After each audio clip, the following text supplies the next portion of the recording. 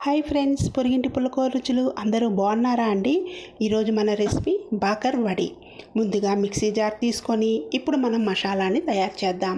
1 tea spoon ధనియాలు, 1 tea spoon చక్కెర, 1 tea spoon సోంపు, 1 టీ స్పూన్ శొంఠి పొడి, డ్రై జింజర్, అలాగే 1 టీ స్పూన్ నువ్వులు, కారం 1 అర టీ స్పూన్, ఉప్పు కూడా 1 అర టీ స్పూన్ వేసుకుంటే సరిపోతుంది.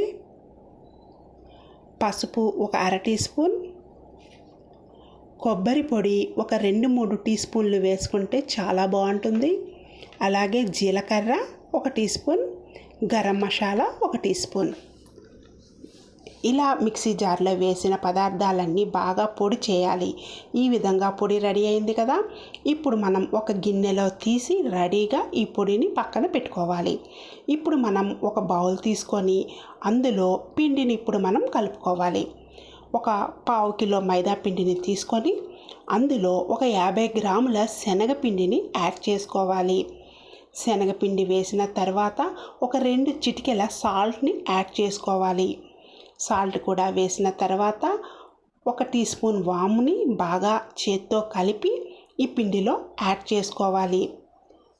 ఆ తర్వాత 2 టీ స్పూన్ల ఆయిల్ని ఇలా పిండిలో వేసి మనం వేసిన పదార్థాలన్నీ ఆయిల్లో బాగా పట్టేలాగా చేత్తో బాగా పిండి మొత్తాన్ని ప్రెస్ చేస్తూ కలపాలి. ఈ విధంగా బాగా కలిపిన తర్వాత కొద్దిగా వాటర్ వేసి పిండిని ఇప్పుడు మనం కలుపుకోవాలి.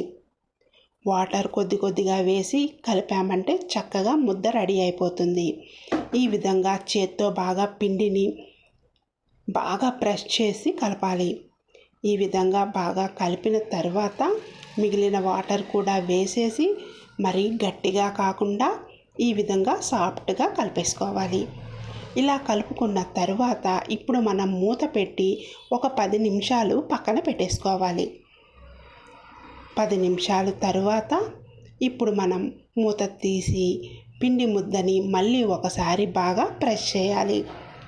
చేతికి కొద్దిగా ఆయిల్ అప్లై చేసుకొని ఇప్పుడు పిండి ముద్దని మనం చక్కగా ఒకసారి బాగా ప్రెస్ చేసామంటే బాకర్ వడి చేయడానికి పిండి రెడీ అయిపోతుంది. ఈ బాకర్ వడి చాలా టేస్టీగా ఉంటుందండి. ఒకసారి చేయండి. కరకరలాడుతూ లోపల తీయగా, కారంగా, పుల్లగా చాలా బాగుంటుంది. పిల్లలు బాగా ఇష్టపడతారు. ఇది మహారాష్ట్ర స్పెషల్ స్నాక్ ఐటెం. ఈ విధంగా పిండిని బాగా మనం ప్రెస్ చేసి ఒక ముద్దను తీసి మిగతా పిండి మీద క్లోజ్ చేసేసి పక్కన పెట్టేసి ఇప్పుడు మనం రొట్టెల పీట తీసుకొని అలాగే రొట్టెల కర్ర కూడా రెడీగా పెట్టుకొని పిండికి మనం కొద్దిగా పీటకి ఆయిల్ అప్లై చేసిన తర్వాత పిండి ముద్దను పెట్టి పల్చగా చపాతీలాగా పాముకోవాలి. ఈ పిండి ముద్దని చూసారు కదా. ఈ విధంగా ఆయిల్ అయినా అప్లై చేయొచ్చు, లేదంటే మైదా పిండి కూడా జల్లి చక్కగా పల్చగా మనం చపాతీస్ ఎలాగైతే చేస్తామో ఆ విధంగా పల్చగా పామితే బాకర్ వడీలు ఫ్రై అయిన తర్వాత కరకరలాడుతూ చాలా టేస్టీగా ఉంటాయి. ఇలాగా తయారు చేసిన ఈ రౌండ్ చపాతీని మధ్యకి కట్ చేసి ఇప్పుడు ఇందులో మనం స్వీట్ చట్నీ ఉంటుంది కదా, స్వీట్ చట్నీని కొద్దిగా అప్లై చేయాలి. ఎందుకంటే మనం వేసే మసాలా ఈ బాకర్ వడికి అంటుకోవాలి కాబట్టి స్వీట్ చట్నీని ఈ విధంగా అప్లై చేయాలి. స్వీట్ చట్నీ అప్లై చేసిన తర్వాత ఇప్పుడు దీని మీద మనం రెడీ చేసి పెట్టుకున్న మసాలా ఉంది కదా, ఈ మసాలాని ఇప్పుడు ఈ స్వీట్ చట్నీ మీద కొద్దిగా అద్దుకోవాలి. స్వీట్ చట్నీ అంటే అందరికీ తెలిసిందే కదండి. బెల్లం చింతపండుతో తయారు చేస్తారు. ఈ విధంగా స్వీట్ చట్నీ మొత్తం అప్లై చేసేసిన తర్వాత ఇప్పుడు మనం రెడీ చేసి పెట్టుకున్న మసాలా ఉంది కదా, ఈ మసాలాని ఇప్పుడు స్పూన్తో ఈ విధంగా వేయాలి. ఈ విధంగా వేసి శుభ్రంగా ఈ విధంగా సెట్ చేసేసిన తర్వాత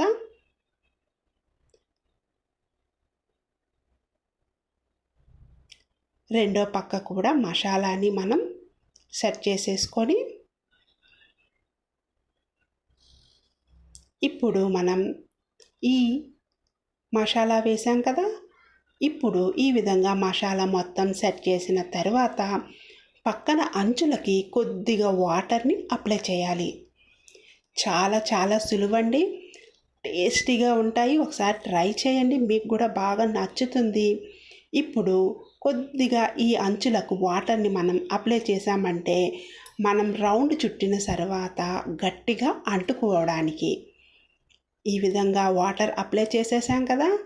ఇప్పుడు ఈ విధంగా నెమ్మదిగా రోల్ చేయాలి, టైట్గా రోల్ చేయాలి. చిన్నగా ఈ విధంగా రోల్ చేసేసి మనం వాటర్ అప్లై చేసాం కదా, ఇప్పుడు ఇక్కడ స్టిక్ అయిపోతుంది. ఈ విధంగా చేసిన తర్వాత వీటిని ఇలా పక్కన పెట్టేసి రెండోది కూడా రోల్ చేసేసుకోవడమే. చూసారు కదా, ఈ విధంగా రెండో పక్కని కూడా అలాగే టైట్గా రోల్ చేయండి, లూజ్గా కాకుండా. ఈ విధంగా టైట్గా రోల్ చేసిన తర్వాత వాటర్ అప్లై చేసాం కదా, ఇప్పుడు మనకి స్టిక్కీగా అంటుకుంటుంది.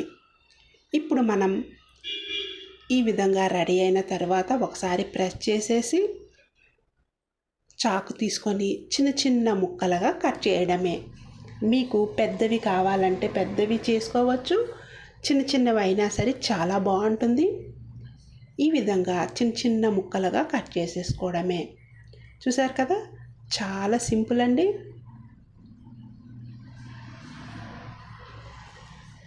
సమ్మర్లో పిల్లలు ఇంటి దగ్గర ఉంటారు కాబట్టి ఈ విధంగా ఇలాంటి స్నాక్స్ని చేసి పెట్టండి, వాళ్ళు కూడా సమ్మర్ని బాగా ఎంజాయ్ చేస్తారు. ఇప్పుడు ఈ విధంగా కట్ చేసిన వాటిని చూసారు కదా, ఈ విధంగా ప్రెస్ చేసామంటే బాకరవాడి షేప్ అనేది వచ్చేస్తుంది. ఇలా ప్రెస్ చేసిన వాటిని అన్నింటినీ ఒక ప్లేట్లో పెట్టి రెడీగా పెట్టుకోవాలి. ఇలాగే మనం పిండి మొత్తాన్ని కలిపిన దాన్ని అంతటినీ కూడా తయారు చేసేసి అప్పుడు మనం డీప్ ఫ్రై చేయాలి. ఎందుకంటే మనం వేయగానే చక్కగా ఫ్రై అయిపోతాయి కాబట్టి పిండి మొత్తాన్ని కూడా ఈ విధంగా రెడీ చేసేసుకొని ప్లేట్లో పెట్టేసుకోవడమే. ఇలా వేలుతో ఫ్రెష్ చేసామంటే చక్కగా షేప్ వచ్చేస్తుంది.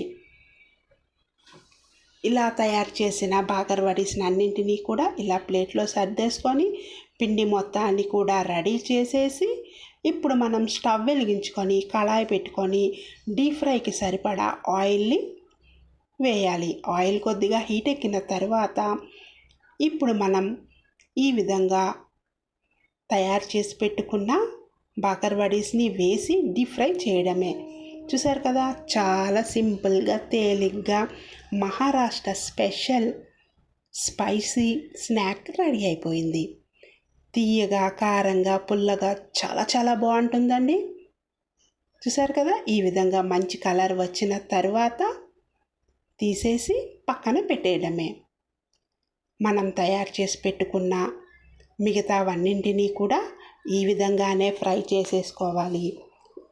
మీరు చిన్నవి చేయాలంటే చిన్నవి చేయొచ్చు, పెద్దవి కావాలంటే పెద్దవి కూడా తయారు చేసేసుకోవచ్చు.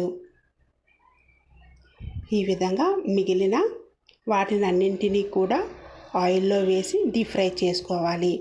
మంటని మరీ ఎక్కువగా పెట్టకుండా మీడియంలో పెట్టి ఫ్రై చేయండి.